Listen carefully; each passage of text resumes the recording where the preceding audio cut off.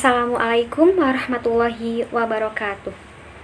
Bagaimana kabar kalian anak-anakku? Alhamdulillah, ibu juga sehat. Semoga kalian selalu semangat, bahagia selalu, dan selalu dalam lindungan Allah Subhanahu wa Ta'ala. Baik, sebelum kita mulai materi hari ini, alangkah baiknya kita berdoa terlebih dahulu. Berdoa dalam hati, mulai. Berdoa selesai. Baik anak-anak, sebelum kita masuk ke pelajaran, ibu ingin mengecek kehadiran kalian terlebih dahulu. Silakan komen di bawah ini.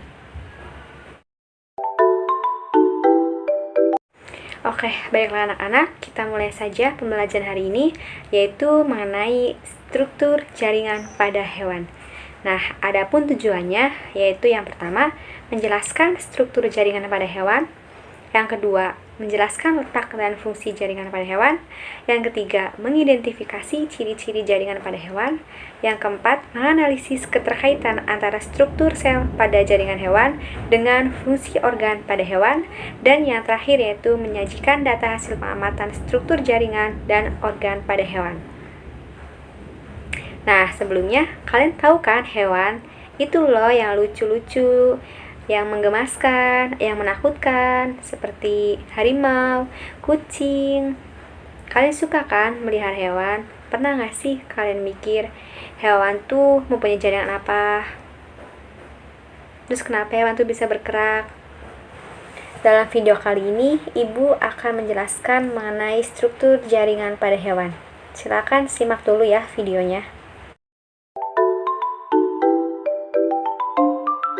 Oke, baiklah, di sini ibu akan menjelaskan mengenai pengertian jaringan hewan. Apa sih jaringan hewan itu? Nah, jaringan hewan merupakan jaringan yang terdiri atas sekumpulan sel-sel hewan yang memiliki fungsi, asal, struktur yang sama. Nah, pada hewan ini terdapat 4 jaringan. Yang pertama itu ada jaringan epitel, yang kedua jaringan ikat, yang ketiga ada jaringan otot, dan yang terakhir yaitu jaringan saraf. Baiklah anak-anak, di sini ibu akan menjelaskan satu jaringan pertama, yaitu jaringan epitel. Nah, karakteristik dari jaringan epitel ini yaitu membentuk pelindung bagian luar tubuh dan melapisi bagian dalam semua rongga seperti mulut, tenggorokan, lambung, usus, pipa udara, dan paru-paru.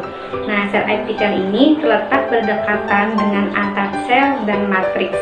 Nah, pada sel epitel ini tidak terdapat darah atau limfa, tetapi terdapat saraf.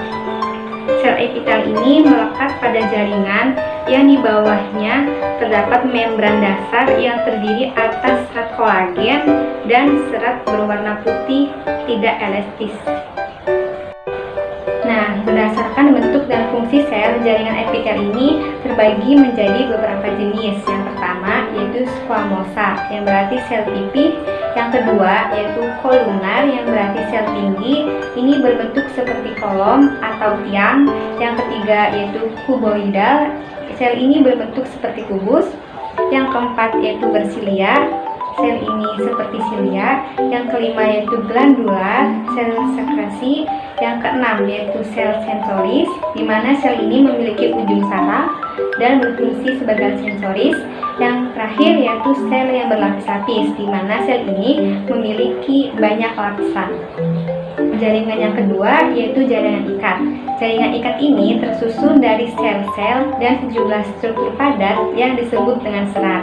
Jika dilihat dari serat yang dimiliki, maka jaringan ikat ini dibedakan menjadi 3 macam. Mari kita lihat. Yang pertama yaitu ada sel kolagen. Yang kedua yaitu ada sel elastin.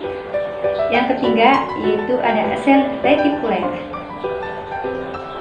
Kemudian fungsi dari jaringan ikat. Yang pertama yaitu memberi bentuk atau penunjang bagi tubuh. Nah, yang kedua pastinya mengikat berbagai jaringan agar tetap menyatu.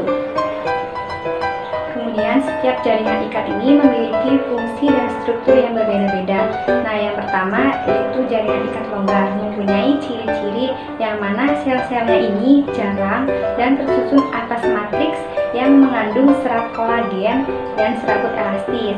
Nah, jaringan ikat longgar ini terdapat di sekitar organ-organ, pembuluh darah, dan pembuluh saraf.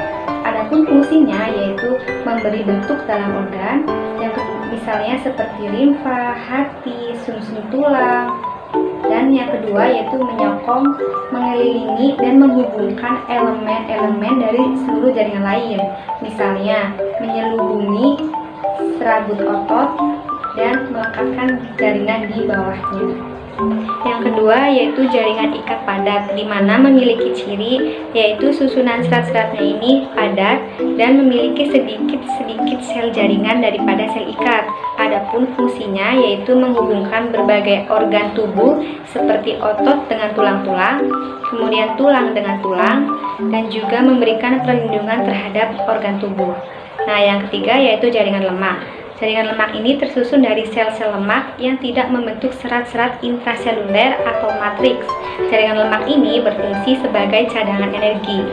Yang keempat yaitu jaringan tulang rawan. Cirinya yaitu bersifat kuat, lentur karena memiliki kolagen dan kondrin. Fungsinya yaitu untuk menyokong kerangka tubuh. Nah, jaringan tulang rawan ini terbagi menjadi 3. Yang pertama, tulang rawan hialin, yang kedua tulang rawan elastis, dan yang terakhir tulang rawan fibroblast. Kemudian yang kelima yaitu jaringan tulang. Nah, di mana jaringan tulang ini matriksnya terdiri dari zat perekat kolagen dan endapan garam-garam mineral. Fungsinya untuk melindungi alat-alat tubuh seperti organ-organ dalam, terus sebagai penyokong, alat gerak, dan tempat melekatnya otot kerangka. Nah, jaringan pada hewan selanjutnya yaitu jaringan otot. Jaringan otot ini terdiri atas sel-sel panjang yang disebut serabut otot yang mampu berkontraksi ketika dirangsang oleh impuls saraf. Adapun fungsi jaringan otot itu adalah sebagai alat gerak aktif. Jaringan otot ini dapat melaksanakan fungsinya karena memiliki kemampuan untuk otot memendek jika sedang berkontraksi dan akan memanjang jika sedang berelaksasi. Nah, kontraksi otot ini terjadi jika otot sedang melakukan kegiatan, sedangkan relaksasi otot terjadi jika otot sedang beristirahat. Berdasarkan struktur dan fungsinya, jaringan otot diklasifikasikan menjadi 3 golongan, yaitu otot polos, otot jantung, dan otot lurik. Jaringan pada hewan yang terakhir yaitu jaringan saraf, di mana jaringan saraf ini merupakan jaringan yang hanya terdapat pada manusia dan hewan. Jaringan ini berfungsi untuk menghantarkan impuls atau rangsangan yang diterima sistem saraf tepi menuju sistem saraf pusat dan sebaliknya.